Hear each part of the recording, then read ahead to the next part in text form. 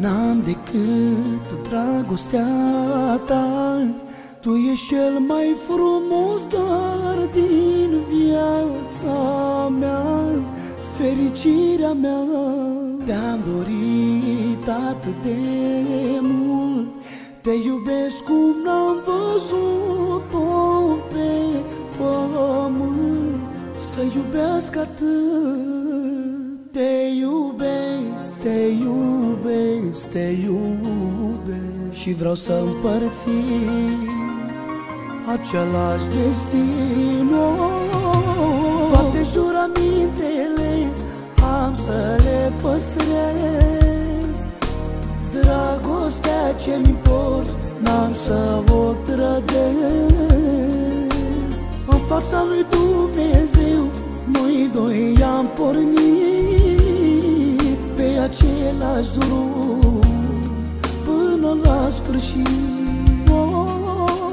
Toate jurămintele am să le păstrez. Dragostea ce-mi porți n-am să o trădez. În fața lui Dumnezeu noi doi am pornit pe același drum până la sfârșit.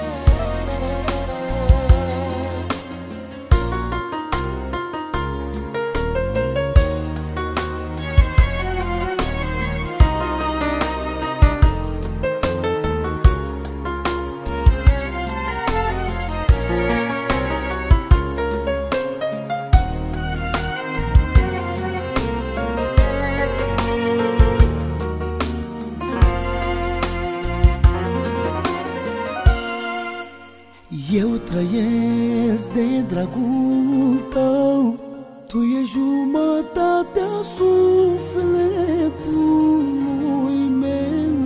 Tot ce-mi doream eu, nu-mi lipsește nimic, decât noi unul pe altul ne-am găsit. Cum ne-a fost sortit, te iubesc, te iubesc, te iubesc. Și vreau să împărțim același destin. Toate jurămintele am să le păstrez. Dragostea ce-mi porți n-am să o trădez. În fața lui Dumnezeu noi doi am pornit pe același drum până la sfârșit. Toate jurămintele am să le păstrez. Dragostea ce-mi porți n-am să o trădez. În fața lui Dumnezeu noi doi am pornit pe același drum până la sfârșit.